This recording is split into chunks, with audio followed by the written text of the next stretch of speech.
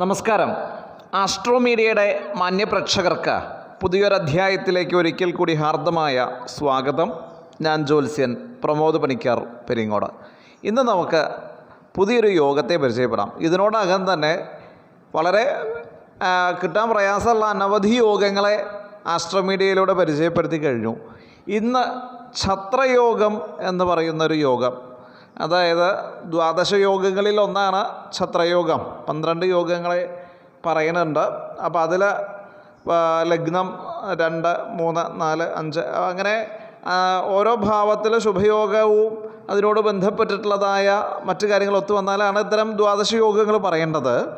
ഇവിടെ 5-ാം ഭാവം ശുഭഗ്രഹ സംബന്ധത്തോടോ, ലഗ്നം മുതൽ 5-ാം ഭാവം ചന്ദ്രനിൽ നിന്ന് കണക്കാക്കണമെന്നില്ല. ലഗ്നം മുതൽ 5-ാം ഭാവം ശുഭഗ്രഹ സംബന്ധത്തോടോ ശുഭഗ്രഹ ദൃഷ്ടിയോടോ കൂടി ഇരിക്കുകയും, അതായത് 5-ാം ഭാവത്തിൽ ശുഭഗ്രഹങ്ങൾ നിൽക്കുക, 5-ാം ഭാവത്തിലേക്ക് ശുഭഗ്രഹങ്ങളുടെ ദൃഷ്ടിയോ യോഗമൊക്കെ ഉണ്ടാവുക. 5-ാം ഭാവാധിപതിയായിരിക്കുന്ന ഗ്രഹം 6, 8, 12 ഭാവങ്ങൾ ഒഴിച്ച് ഇഷ്ടഭാവത്ത് അധികം രശ്മിയോട് കൂടി ഇരിക്കുക എന്ന് പറഞ്ഞാൽ സ്വക്ഷേത്രോ ഉച്ചോ ഇത്യാദി ബലത്തോടു കൂടി ഇരിക്കുകയും ചെയ്താൽ അതിന് ഛത്രയോഗം എന്ന പേര് പറയാറുണ്ട്. അപ്പോൾ 5-ാം ഭാവം ശുഭഗ്രഹ യോഗമോ ദൃഷ്ടിയോടു കൂടി ഇരിക്കുകയും 5-ാം ഭാവനാഥൻ 6, 8, 12 ഭാവങ്ങൾ ഒഴിച്ച് ഉച്ചത്തിലോ സ്വക്ഷേത്രത്തിലൊക്കെ നിൽക്കുകയും ചെയ്താൽ ഈ മേൽ പറഞ്ഞ യോഗം അനുഭവിക്കും. എന്താ അതിൻ്റെ ഫലം വരിക?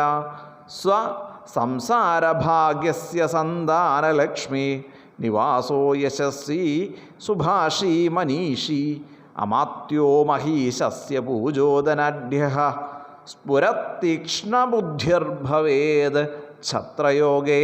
അത് ഛത്രയോഗമാണ് എന്നാണ് പറയുന്നത്. അപ്പോൾ അതിൻ്റെ അർത്ഥം, അതായത് ഇതിൻ്റെ സാരം, തൻ്റെ സംസാരഭാഗ്യസ്യ എന്നുള്ള ആചാര്യം കുറച്ച് വിശദമാക്കിയത് തൻ്റെ ഇഹലോകവാസത്തിൻ്റെ മഹാഭാഗ്യമാകുന്ന, അതായത് നമ്മൾ ഇഹലോകവാസം വരികണ സമയത്ത് മഹാഭാഗ്യമാകുന്ന സന്താന ഐശ്വര്യം അതിൻ്റെ നിവാസഭൂമിയായിട്ടിരിക്കുക എന്ന് പറഞ്ഞാൽ 5-ാം ഭാവമാണ് നല്ല സന്താനങ്ങൾ ജനിക്കുക എന്നതിന് അർത്ഥമുള്ളൂ. അതായത് നമ്മൾ മരിച്ചു പോയി കഴിഞ്ഞാൽ നമുക്ക് പിണ്ഡം വയ്ക്കണം. പുംനാമ നരകത്തു നിന്ന് ത്രാണനം ചെയ്യുന്നവൻ പുത്രൻ. അപ്പോൾ നല്ല പുത്രന്മാരുണ്ടാവുക. 5-ാം ഭാവത്തിൽ ശുഭഗ്രഹ യോഗ ദൃഷ്ടി വന്ന നല്ല പുത്രന്മാരുണ്ടാവും. അത് നമ്മൾ ഇതിന്ന് മനസ്സിലാക്കേണ്ടത്. അതിങ്ങനെ വളഞ്ഞു തിരിയേണ്ട കാര്യമുണ്ടോ വെച്ചില്ല, പക്ഷേ അത്ര അധികം പ്രാധാന്യം ഉള്ളത് കൊണ്ടാണ് തൻ്റെ ഇഹലോകവാസത്തിൻ്റെ മഹാഭാഗ്യമാകുന്ന സന്താന ഐശ്വര്യത്തിൻ്റെ നിവാസഭൂമിയിൽ ജീവിക്കുക എന്നൊക്കെ പറഞ്ഞതേ. അപ്പോൾ അതിശ്രേഷ്ഠന്മാരായിട്ടുള്ള പുത്രന്മാരുണ്ടാവുക, മക്കളാൽ അറിയപ്പെടുക. കണ്ടിട്ടില്ലേ? ഇപ്പോൾ നല്ല പാട്ടുകാരനാണ് മകൻ, നല്ല പാട്ടുകാരിയാണ് മകൾ എന്നൊക്കെ പറഞ്ഞാൽ അറിയപ്പെടുന്നില്ലേ? ആ പേരിലാവും ചിലപ്പോൾ അച്ഛനും അമ്മയ്ക്ക് അറിയപ്പെടുന്നുണ്ടാവും. അപ്പോൾ അങ്ങനെ മക്കളാൽ, പേരെടുത്ത മക്കളാൽ അറിയപ്പെടുന്ന അച്ഛനായിട്ട് ജീവിക്കുക, അല്ലെങ്കിൽ അമ്മയായിട്ട് ജീവിക്കുക, കീർത്തിയോട് കൂടിയവനായിട്ടിരിക്കുക, തൻ്റെ പേരും പ്രശസ്തിയൊക്കെ അഭിമാനമൊക്കെ ഉണ്ടാവുക, കീർത്തി ഉണ്ടാവുക, മറ്റുള്ള ആളുകളെല്ലാം നല്ലത് പറയാം. അതേപോലെ തന്നെ സുഭാഷിയായിരിക്കുക, മറ്റുള്ളവരെ കയ്യിലിരിക്കുന്ന രീതിയിലുള്ള സംസാരം, നല്ല ഭാഷണം, ആരും വെറുപ്പിക്കാതെയുള്ള നല്ല സംഭാഷണ ചാതുര്യം, പ്രസംഗകലയിൽ താല്പര്യം, നല്ല പ്രാസംഗികനാവുക, അതൊക്കെയാണ് അതിൻ്റെ അർത്ഥം കേട്ടോ. വിദ്വാനായിരിക്കുക, മനീഷിയായിരിക്കുക, വിദ്വാനായിരിക്കുക, അമാത്യനായിരിക്കുക. അമാത്യൻ എന്ന് പറയുമ്പോൾ രാജമന്ത്രി, അതൊരു രാജയോഗമാണത്, അതുകൊണ്ടാണത് രാജമന്ത്രിയായിരിക്കുക. മഹീശസ്യ പൂജോദനാഢ്യ, അതായത് രാജാവിനെ സേവിക്കുന്നവനായിരിക്കുക, രാജസേവകനായിരിക്കുക. അപ്പോൾ രാജമന്ത്രിയായിട്ടിരിക്കുക, വലിയ ധനവാനായിട്ടിരിക്കുക, രാജാവിനാൽ പൂജിക്കപ്പെടുന്നവനായിരിക്കുക, ധനാഢ്യനായിരിക്കുക, ഏറ്റവും വലിയ ധനവാനായിരിക്കുക. സ്ഫുരൻ തീക്ഷ്ണ ബുദ്ധിർഭവേൽ ഛത്രയോഗ, നല്ല തീക്ഷ്ണബുദ്ധി, കുശാഗ്രബുദ്ധിയായിരിക്കുക. കുശാഗ്രം അല്ലേ, വളരെ ഷാർപ്പായിരിക്കും. കുശാപ്പുല്ലിൻ്റെ അഗ്രം, അതേപോലത്തെ ബുദ്ധി, വളരെ സൂക്ഷ്മ ബുദ്ധിയായിരിക്കുക എന്നർത്ഥം. അപ്പോൾ ഇങ്ങനെയുള്ള ആളുകൾക്കൊക്കെയും നല്ല നല്ല ഉദ്യോഗങ്ങളിൽ ഇരിക്കുക എന്നുള്ളതാണ് താല്പര്യം. എൻ്റെ ഒരു വളരെ വേണ്ടപ്പെട്ട ഒരു സുഹൃത്തിൻ്റെ മകൻ, അദ്ദേഹം ആന്ധ്ര കേഡറിൽ IAS കാരനാണ്. അപ്പോൾ ആ കുട്ടിയുടെ ജാതകത്തിൽ, കുട്ടിയെന്ന് പറയാൻ വയ്യ, എന്നിരുന്നാലും അയാളുടെ ജാതകത്തിൽ ഈ യോഗം ഉണ്ട്.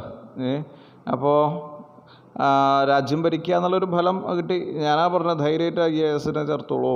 സിവിൽ സർവീസിൽ ഏതെങ്കിലും ഒന്ന് കിട്ടാതിരിക്കില്ല, കിട്ടും. IAS അക്കാദമിയിൽ പഠിച്ചു. ഡൽഹിയിലാണ് ആ കുട്ടിയെ പഠിച്ചത്. എവിടെ പഠിച്ചാലും പഠിക്കണമെന്നുള്ളതല്ല, അപ്പോൾ അവിടെ പറയേണ്ട വിഷയമില്ല. എന്നിരുന്നാലും അനുഭവം ഉണ്ട് എന്നർത്ഥം. ഈ യോഗം അനുഭവത്തിൽ വരണതാ.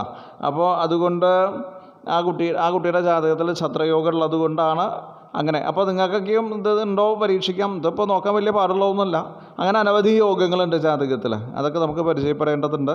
സമയത്തിനനുസരിച്ച് എല്ലാവർക്കും പറഞ്ഞുതരാൻ സന്തോഷമേ ഉള്ളൂ. എന്നിരുന്നാലും നമ്മളിതിന് മുൻപ് ഒരുപാട് യോഗങ്ങളെ അസ്ട്രോമീഡിയയിലൂടെ പരിചയപ്പെടുത്തിയിട്ടുണ്ട്. ആ യോഗങ്ങളൊക്കെ നിങ്ങൾ കാണുക, കേൾക്കുക.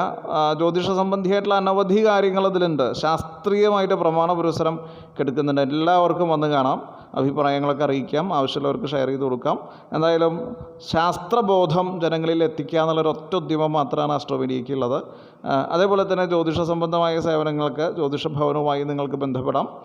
കൃത്യമായിട്ടുള്ള ജ്യോതിഷ സേവനം ഓൺലൈനായിട്ടും നേരിട്ട് വന്നാലും കിട്ടും. അപ്പോൾ ശാസ്ത്രം പടർന്ന് പന്തലിച്ച് ഇരിക്കണം. നമ്മുടെ ശാസ്ത്രത്തിൻ്റെ മുഖം വികൃതമാകുന്ന രീതിയിലുള്ള പല സംഭാഷണങ്ങളൊന്നും നമ്മൾ കേൾക്കുന്നത്, അതൊന്നും കേൾക്കാനും കാണാനും പ്രോത്സാഹിപ്പിക്കാതിരിക്കുക എന്നേ പറയാവൂ. നമുക്ക് ശാസ്ത്രബോധം ഉണ്ടാവുക. ഇത് വരുന്ന ആൾക്കാർക്കും കുറച്ച് ശാസ്ത്രബോധം ഉണ്ടെങ്കിൽ പറയുന്ന ആൾക്കാർക്കും സൗകര്യമുണ്ട് പറയാൻ. അപ്പോൾ അതിനൊക്കെയാണ് അതിങ്ങനെ കൃത്യമായിട്ട് ഇതിൻ്റെ പ്രമാണമൊക്കെ പറഞ്ഞ് നിങ്ങളോട് ഇതിൻ്റെ കാര്യങ്ങളൊക്കെ അവതരിപ്പിക്കുന്നത് കേട്ടോ. അപ്പോൾ ഇനി അടുത്ത എപ്പിസോഡ് നമുക്ക് മറ്റൊരു വിഷയമായിട്ട് വീണ്ടും കേട്ടുമുട്ടാം. അതുവരേക്കും എല്ലാവർക്കും ഒരിക്കൽ കൂടി നന്ദി, നമസ്കാരം, ശുഭദിനം.